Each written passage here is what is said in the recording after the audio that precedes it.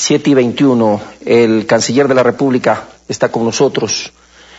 Topemos el tema rápidamente sobre el que se ha generado una serie de informaciones, el llamado de atención a la embajada de un país por suspender las clases el pasado viernes. Buenos días. Un saludo para ti. En realidad se hizo un llamado de atención, se convocó al embajador francés, se le hizo un llamado de atención porque la Embajada de Francia envió una comunicación a los ciudadanos franceses para que no concurran el viernes a clases en el Colegio de la Condamine. Correcto.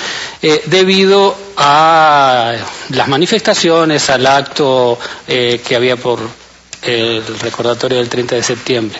Nosotros les hicimos un llamado porque las autoridades de una embajada extranjera no pueden interferir en las clases de un colegio, sea el colegio que sea, porque la autoridad rectora de la educación en el Ecuador, un país soberano, es el Ministerio de Educación. Por lo tanto, si el Ministerio de Educación hubiese suspendido las clases, ese colegio, como todos los colegios, hubiesen suspendido las clases.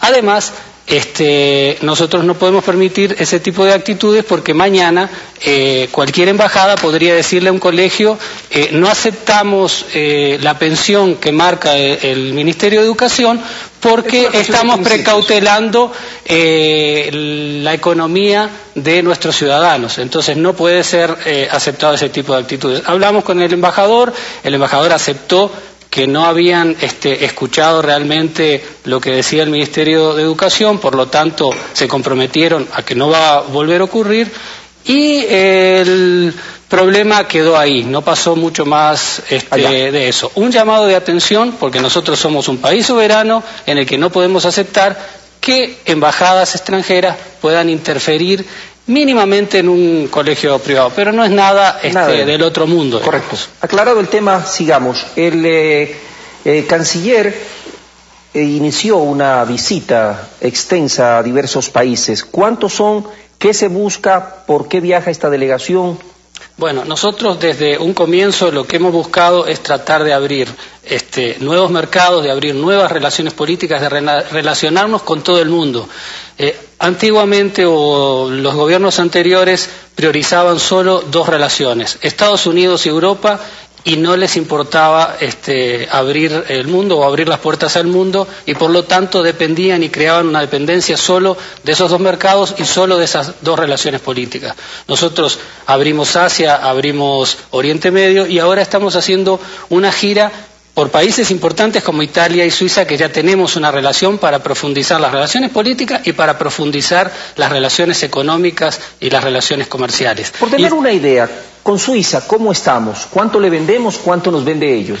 Bueno, en realidad el problema con esos países es que nosotros le podríamos vender mucho más y no hemos hecho las gestiones que debíamos hacer. Actualmente estamos haciendo esas gestiones para profundizar las relaciones. Todos estos países que va a visitar son países que no tenemos grandes relaciones comerciales de venta, digamos, que podríamos profundizar mucho más. Alemania e Italia sí tenemos una buena venta. Suiza me imagino que debe ser un gran mercado para el cacao ecuatoriano. Es un mercado para el cacao y es un mercado, todos los países de Europa son mercados para el cacao, para el banano, para el camarón, para los grandes y para las flores, obviamente. Para los grandes productos de exportación nuestros son todos los países de Europa. Pero, por ejemplo, Kazajstán, que es un país muy rico y rico petrolero, que nosotros no le vendemos prácticamente nada, o le vendemos indirectamente a través de Rusia algo de flores. Y es un país con mucho potencial económico. Recién hace 2 meses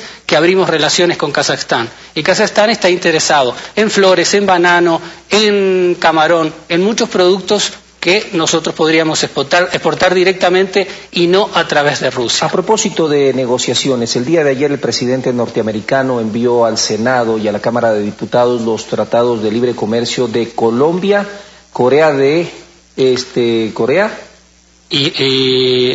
Colombia, 3 países fueron, ¿no? No sé cuál otro. Sí. 3 países y le solicitó que lo aprueben de manera inmediata porque va a generar, dicen ellos, una intensa relación comercial.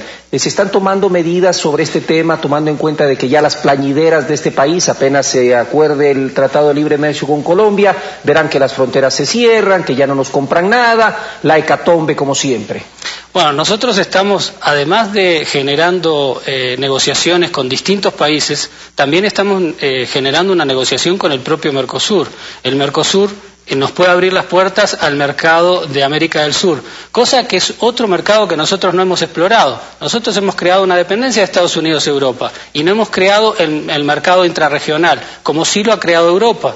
Europa, el 50 y pico % de su comercio lo realiza entre países europeos. Nosotros podríamos hacer recién llegamos al 15%. Podríamos hacer mucho más si comerciásemos entre los países de América del Sur y entre los países de América Latina. Parte de esta negociación incluye también continuar adelante con una negociación con la Unión Europea, que es otro de los temas que se está analizando y del que tanto se quejan aquellos que toda la vida han ganado y sin embargo quieren seguir ganando más. Por ahora lo que hemos estado es conversando con la Unión Europea para ver si vamos a las negociaciones. El problema es que la Unión Europea nos sigue enviando preguntitas tipo interrogatorio policial casi. Entonces nosotros somos un país soberano en el que establecimos determinadas condiciones para ir a una negociación. No queremos un TLC, sí queremos un acuerdo comercial para el desarrollo que involucre otros aspectos de la realidad comercial. No es solo el comercio por sí mismo, sino involucrar el tema político, el tema de los migrantes, otro tipo, hacer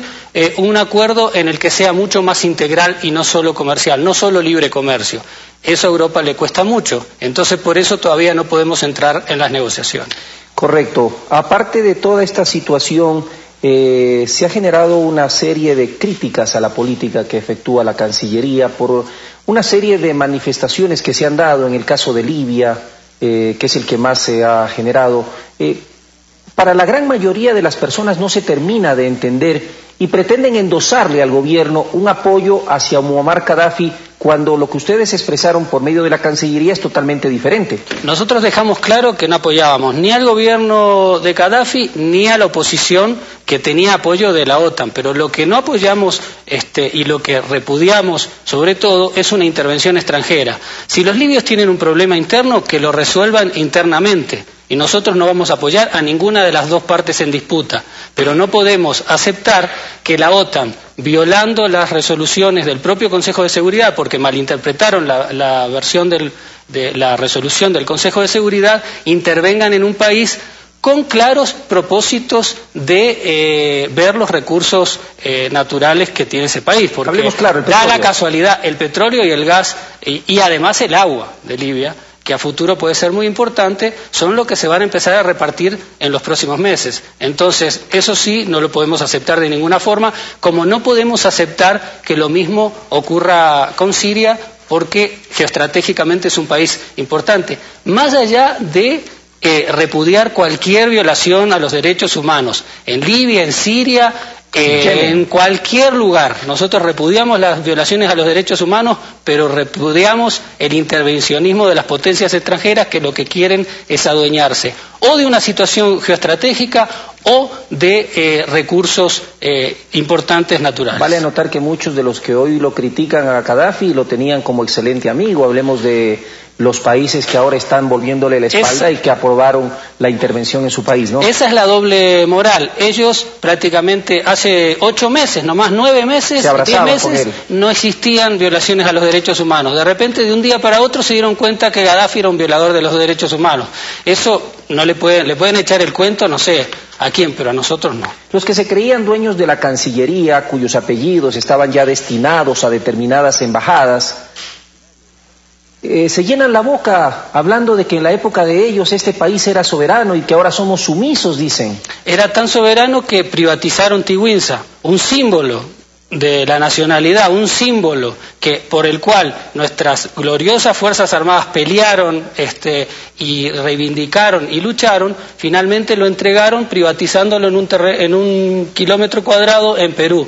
O sea, es una defensa de la soberanía muy particular la que tenían ellos. Entonces, sería bueno que empiecen a recordar lo que han hecho y cómo fueron tan sumisos a Estados Unidos que prácticamente no cuestionaban nada. Nosotros, teniendo relaciones respetuosas con Estados Unidos, no dejamos que nadie nos imponga la agenda. La agenda la imponemos nosotros porque somos un país soberano. Y ve quienes decían que después de declarar persona no grata a la embajadora íbamos a tener un gran problema con Estados Unidos y no íbamos a tener embajadores hasta quién sabe cuándo, 2012, 2013... Seguimos las conversaciones y actualmente ya están por nombrar el embajador estadounidense en el Ecuador. Falta solo del propio Congreso estadounidense. Entonces, cuando un país es soberano y cuando tiene una posición firme pero respetuosa, también es respetado. Pero cuando un país es sumiso, finalmente no lo respeta nadie. Muchísimas gracias, Quinto.